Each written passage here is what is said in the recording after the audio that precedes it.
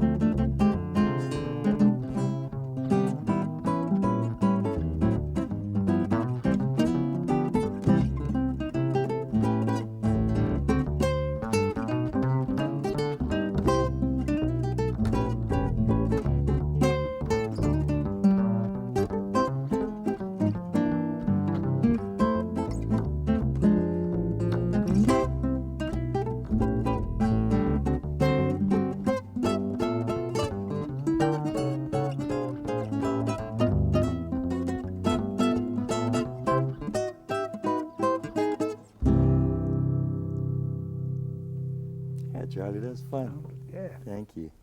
You know, I was sitting here listening to you play, and I was wondering how you got into playing acoustic guitar, jazz on acoustic guitar. Because most guitarists play their jazz on the solid body electric guitar. Well, I had an electric guitar when I was about 10 years old. Mm-hmm. I was one of the first kids in southeastern Virginia to have an electric guitar. Sears and Roebuck, $60 including the amplifier. But I played that for a while, and I grew up on the electric guitar players, Charlie Christian and all of that, Red Les Paul. But when I heard Segovia for the first time, roughly in 1946, and I'd heard a few flamenco players and things like that before, but that really struck me, and I said, you know, I want to know something about this way of playing the guitar. This seems to me that's got a long history, and it's something I would like to know. So I got very interested in studying that, and I sort of abandoned jazz for about 10 years. And when I got back to thinking about jazz, I had acquired some classical techniques, so I thought I should apply it. You studied with Segovia? I did, yes. Did you also study with Papas, Sophocles Papas? Sophocles Papas, yeah. And how did you ever get into the bossa nova movement? Your name is associated with the early stages of bossa nova in America. Well, that was just pure luck. I had an opportunity to go to Brazil, and the bossa nova had been popular, and I had heard a couple of records, but I hadn't had any first-hand knowledge of it. I'd always liked Brazilian music. I liked Carmen Miranda, the music and the musicians that played with her liked very much. And I had heard Laurindo Almeida, of course, and I liked where he played very much. But I went to Brazil and had a chance to stay up and jam with some Brazilian musicians and learn these wonderful new tunes, primarily by Joe Beam, but also some wonderful tunes by Roberto Menescal and Luis Bonfa and other people as well. So that's how that happened. Your present situation now, you're doing concerts in the D.C. area, pretty much? Well, I travel a lot. I've been to Europe 4 times already. That's right. You were just in England with Carlos. Just in England with Carlos, and I was in Germany. 2 different tours already this year. So. But how active are you with the Washington Guitar Quintet? I know you play with them, and you've recorded with them. We haven't got much going right now. We played a couple of concerts earlier in the year, and we have some more coming up later, but nothing right now. What's in store for you now, recording-wise? Are you? I've done an album this year with the Great Guitars formula again. We went back to that, which is 2 electric guitar players and myself. Who are the Used Herb Ellis still, and this time we used Mundell Lowe. Oh. And we also added a 4th one, Larry Coryell. So we have 4 on some tracks. Yeah. You know, it's too bad we're going to miss there's a tribute to Tal Farlow, I think, in New York, just about the time we're going to be giving our concert in Hilo with the Guitar That's right, Festival. yes. But I suppose you were... I was invited, and I sent him a telegram to be read at the concert that says, when I grow up, I want to be just like you. Your classical guitar technique, has it helped you a lot in jazz? Well, I think it makes me I think it gives me a little different approach than most jazz players. Although I tried to, well, I don't really try to incorporate any sort of style. I've just listened to a lot of jazz, and a lot of the technique of the traditional jazz players come through. You don't use a pick anymore at all? I never used a pick. Oh, you never did, even on the electric guitar? Well, I did then, yes, but I haven't used a pick in years. But I've developed some things I do with my index finger that are I noticed. pick-like. And that strumming thing you're doing with, what finger was that you're using? Index. Index finger. Well, sometimes I do it like a... Chord string. More like the flamenco players, but... Yeah. But a lot of it's more like a banjo. That kind of thing. Yeah. You do any classical guitar, like pizzicato things in your playing too, and harmonics, natural harmonics? I do some of that. I didn't think of that before. Yeah. But your repertoire is pretty much straight ahead jazz though, right? I mean, you're associated with the Bossa Nova movement, but do you mostly play traditional standard jazz in your concerts? I do, yes. A few original tunes, and I do a lot of Bossa Nova, and some traditional Latin tunes, Mexican songs. Yeah, people have asked me told me to ask you, who are some of the big name jazz musicians you've performed with? Well, I guess I'd have to put Stan Getz at the top of the list, because we had a very successful Bossa Nova record. Yeah. I performed way back with Charlie Parker. I never recorded with him. On the electric guitar? Yeah. On the electric guitar, yeah. What year was that when you switched to classical guitar? Was it a sudden switch or a gradual shift? Gradual shift. I started playing classical guitar about 1947, and by about 10 years later, I had totally abandoned the other one, so it was gradual. You're happier with this? I like it very much. Yeah. I see now you have a new kind of you've abandoned the footstool, and now you have this new it's a new way lap rest. It's a new way that brings the guitar up into playing position. Yeah, great. Well, this is the first time we're working you into the Hawaii Guitar Festival, and the 1996 University of Hawaii Summer Session Guitar Festival. I hope you're having a good time. I know you just arrived last night, so you're probably getting over jet lag from Washington, D.C. Still a little of that, but I'm feeling pretty good. Yeah.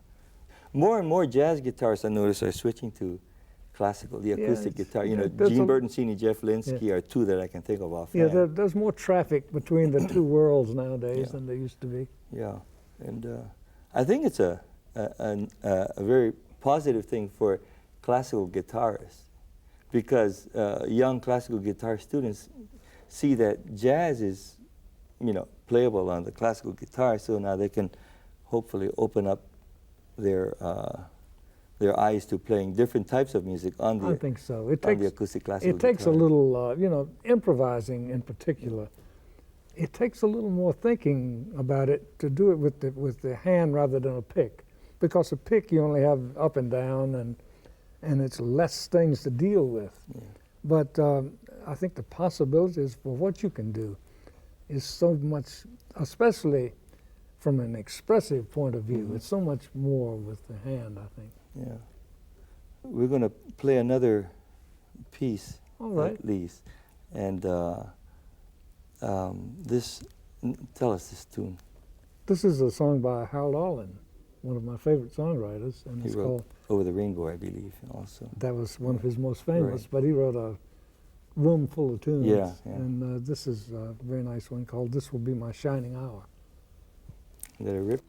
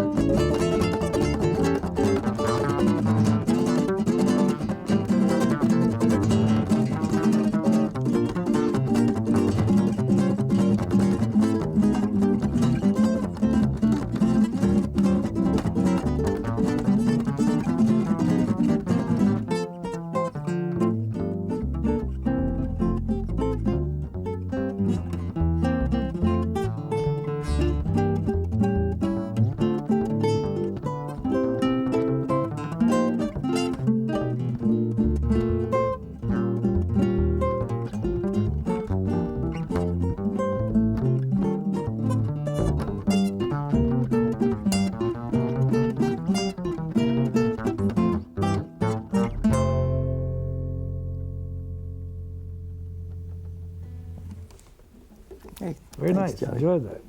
Beautiful.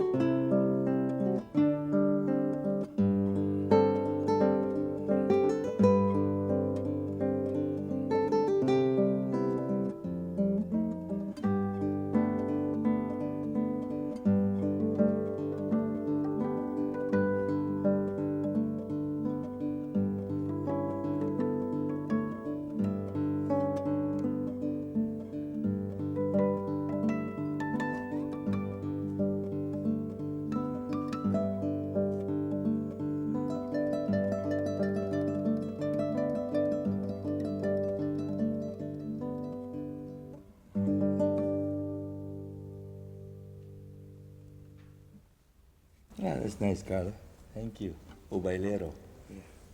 You know, we talked earlier, and I know you have a very interesting story about the start.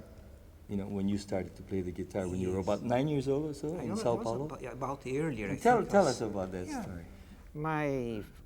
My father wanted very much to take a few lessons because I had an uncle, my godfather. He played the guitar a little bit. He was a doctor, and so my father bought a guitar and found a teacher, took lessons for 8-9 months, and during that period he made very little progress, you know. But I was watching the lessons, and apparently took up a great interest, and I was picking up everything from the lessons, visually and by ear. So in 8-9 months, he decided to let me continue, yeah, because I was very much involved, attracted to the guitar. So that's the way I You began. told me that you would sit on the floor and watch him take Yeah. lessons with Noguera, I think his name was Teodoro Noguera. Yeah, no, yeah. And- Later on, yes. Later on, Yeah. and you would watch his lessons, and then when the teacher would leave, your dad would put the Yeah. guitar down, and then you would pick up the guitar and play the lesson through that your dad had a hard time. following. Absolutely, yeah. That was a very spontaneous, yeah. I think start. God made you to be a guitarist, you know. And, And then a turning point was when your dad took you to a music store in Sao Paulo, and you were Yes. just noodling around on the just guitar. another 2 years later, And- you know, of course, the tradition of guitar in Brazil very good in that particular moment. Luiz Bonfá was playing a lot, his records around, and Laurindo Almeida, Garoto, and others, you know. So anyway, the influence of Luiz Bonfá was very powerful because he was there, and we met in a musical store, a guitar store actually, Casa del Vecchio, downtown São Paulo. It used to be a kind of a meeting place for guitarists. And he heard you play. He heard me play, and he was very impressed, and he said that the right person for me lived right in São Paulo was For a Isaías Sá. teacher. And was his teacher too. His name again? Luiz Bonfá. No, the teacher. The teacher, Isaías Sávio. Sávio was born in Uruguay, and he came to Brazil in 1931, I believe, and he lived then for the rest of his life, dedicated very much to teaching and composing, writing. Yeah. And this was a big turning point. Very because big How long did you study with Savio? Well, I studied for about 5-6 years after that moment, but the point is that Savio put me against the wall, put it that way, and asked me that famous question, do you want to really do it and have a career, a concert your career, life, yeah. make your life out of this? You can take, if you take it seriously, I'll treat you seriously too, not like a kid, but like would be a grown-up. And so then you committed yourself. I then and committed there. myself, and he told me the conditions I had and all of that, but it would be hard work, including some reshaping certain things that he wanted to correct. He made a plan for 2 years, and in 1 week, I pretty much got it. Things went pretty fast, anyway. And he became a friend forever, put that. How long did you study with him total? Total about 5 years as a pupil and teacher, and then friends forever, as I said, because we would get together. I was already in the United States in the 70s when his health was coming down, and I would go back there, would visit and chat about things, because he was a very well-read man, and so music was part of culture in general, and he was very insistent about that. So he left a very good legacy in Brazil, and he was very interested in the Brazilian music. Yeah. Could you play us a solo? Sure. Something. What are you going to play? I'm going to play a piece by a wonderful composer from Venezuela, Antonio Lauro, guitarist, and with a great tradition of that country. And this is called Venezuelan Waltz number 3, Natalia. He gave titles to, to each of them. Named after his nieces or nephews? I think this one is one of his daughters. Yeah, Natalia.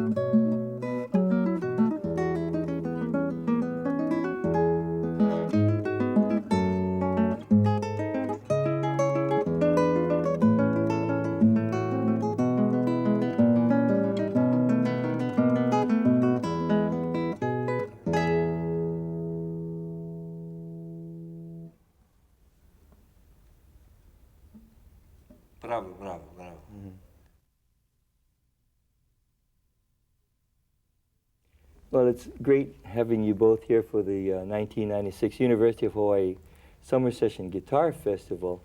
Carlos, you've been coming here every year since about 1984 or so, yes, on your own. And Charlie, this is your first involvement with the Guitar Festival, but you were here in 87. 87. And I hope it's not my last. No, it won't be, I guarantee you. Yeah, it's a lot of fun. I remember we played together in the Great Guitars concert at the Neil Blaisdell concert. It was you and Barney Kessel and Joe DiOrio. Joe DiOrio. Yeah. And it was a great concert. I enjoyed that very much. I liked our rehearsal session. Just sitting in a hotel room, talking through the show, and say, okay, let's do it. You know, you can't. You shouldn't rehearse jazz session too much. No, you rehearse all the soul out of it. That's right. It's just like with a recording studio. If you do something over and over again, you lose the spirit and the spontaneity. The spontaneity is one of the great parts of it. Yeah, I remember I was here that year too, in 1987. That's right. A beautiful concert. Well, let's play some more music. Maybe we could get into Triste, some Brazilian music, and let me change instruments, and then we'll get into it.